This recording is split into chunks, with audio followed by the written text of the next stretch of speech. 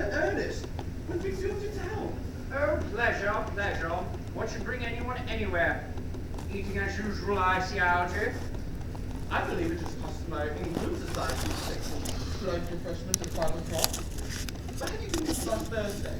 Oh, in the country. What on earth do you do there? Well, when one is in town, one amuses oneself. When one is in the country, one amuses others. It is excessively boring. And who is it that you amuse? Oh, neighbors, neighbors. Don't I say visit your fault of shop track? Perfectly horrid. Can't stand any of them. How much you must amuse them. Shropshire is your county, is it not? Oh, yes, Shropshire, of course. Oh, hello. Why all these cups? Why cucumber sandwiches? Why such reckless extravagance in one so young? Who is coming to tea? Oh, merely Aunt Augusta. And Gwendolen. Oh, how perfectly delightful. Yes, that is all very well, but I'm not afraid that Aunt Augusta will quite approve of you being here. Well, may I ask why? My dear fellow, the way you flirt with Gwendolen is perfectly disgraceful. It is almost as bad as the way that Gwendolen flirts with you. Well, I'm in love with Gwendolyn. I've come up to town expressly to propose to her. I thought you said you came up for pleasure. I call that business. How utterly unromantic you are. I really don't see anything romantic in the proposal. It is very romantic to be in love, but there is nothing romantic about a definite proposal. Why, wouldn't it be accepted? When usually is, I believe. Then the excitement is all over. The very essence of romance is uncertainty. If I ever get married, I'll certainly try to forget the fact. Oh, I can quite believe that. The divorce courts were specially invented for people whose memories are so curiously constituted. Oh, there's no use speculating on that subject. Divorces are made in heaven. Don't touch the cucumber sandwiches. They're ordered specially for Aunt Augusta. Well, you've been eating them this whole time. That is a different matter. She is my aunt. Have some bread and butter. The bread and butter is for Gwendolen. Gwendolen is devoted to the bread and butter. Oh, very good bread. Good bread and butter it is.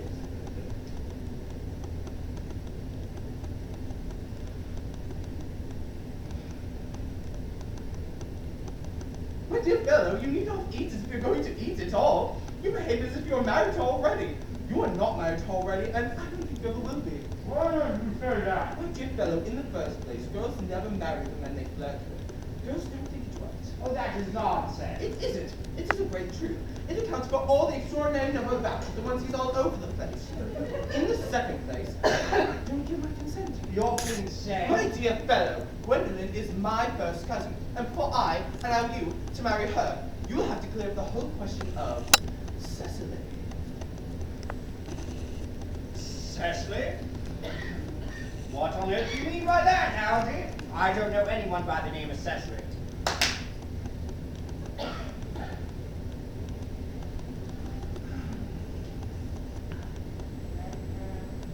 Remember that cigarette case Mr. Worthing left in the smoking room last time he dined here? Do you mean to tell me you've had my cigarette case this whole time? I wish to goodness you would let me know. I've been writing frantic letters to Scotland Yard about it.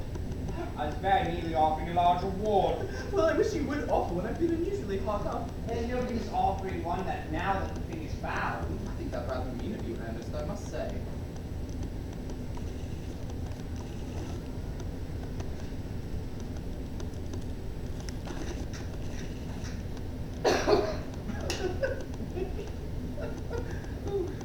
However, now that I look at the expression inside, I wonder if this thing isn't yours after all. Of course it's mine. You've seen me with it 100 times. And you've no right whatsoever to read what is written inside. It's an ungentlemanly thing to read a private cigarette case. One must not have such hard and fast rules about what one should read and what one shouldn't. Well, then have the modern culture depends on what one shouldn't read. Oh, I don't plan to discuss modern culture with you. It isn't the sort of thing one does in private. I simply want my cigarette case back. Yes, but this isn't your cigarette case. This cigarette case was gifted to someone from the name of Cecily. Well, if you must know, Cecily happens to be my aunt. Your aunt? Yes, charming old lady, she has 2 lives at Tunbridge Wells. Just give it back to me out here. But where is your aunt who lives at Tunbridge Wells? Or is that little? From little Cecily with the fondest love. What is there in that? Some aunts are tall. Some aunts are not tall. Surely that is a matter that an aunt may be able to decide for herself. You seem to think that all aunts must be exactly like your aunt. How ridiculous. Just give it back to me, Algy. But why does your little Aunt Cecily, who lives in Tunbridge Wells, call you her uncle?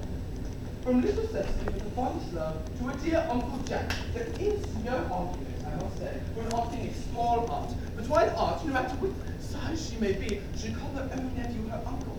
I can't quite make it out. Besides, your name isn't Jack at all. It's Ernest. It isn't Ernest. It's Jack. You've always told me it was Ernest. You look as if your name was Ernest. You're the most earnest-looking person I've ever seen in my entire life. It's perfectly ridiculous you say your name isn't Ernest. It's none of your business, Ah, yes. Mr. Ernest Worthing, before the Albany. See, I'll keep this as proof that your name is Ernest. If you ever come to deny it to me, or to Gwendolyn, or to anyone else for that matter. Well, my name is Ernest in town and Jack in the country. In that particular case, it was given to me in the country. Yes, but that's not the account for the fact that your small Aunt Cecily, who lives in Tunbridge Wells, calls you her uncle. Come on, old boy, you better much have the whole thing out at once. How do you talk exactly as if you were a dentist? It's a very vulgar thing to talk like a dentist when one isn't a dentist. It produces a false impression. But that's what dentists always do. Now, go on. One Ernest in town, and Jack in the country. Well, produce my cigarette case first. Here. Now, produce your explanation, and pray make it improbable. I may mention that I have always thought of you as being a secret and confirmed bunburyist. And I'm quite sure A bunburyist? What on earth is a bunburyist? I'll reveal the meaning of that incomparable expression as long as you explain to me when you are Ernest in town and Jack in the country. Well, my explanation is not improbable at all. It's actually quite ordinary. Older Mr. Thomas Cardew, who had adopted me when I was a young boy, made me his will, brought guardian to his granddaughter, Miss Cecily Cardew. Cecily, who addresses me as an uncle for motives of respect you could not possibly appreciate, lives at my house in the country under the charge of her admirable governess, Miss Prism.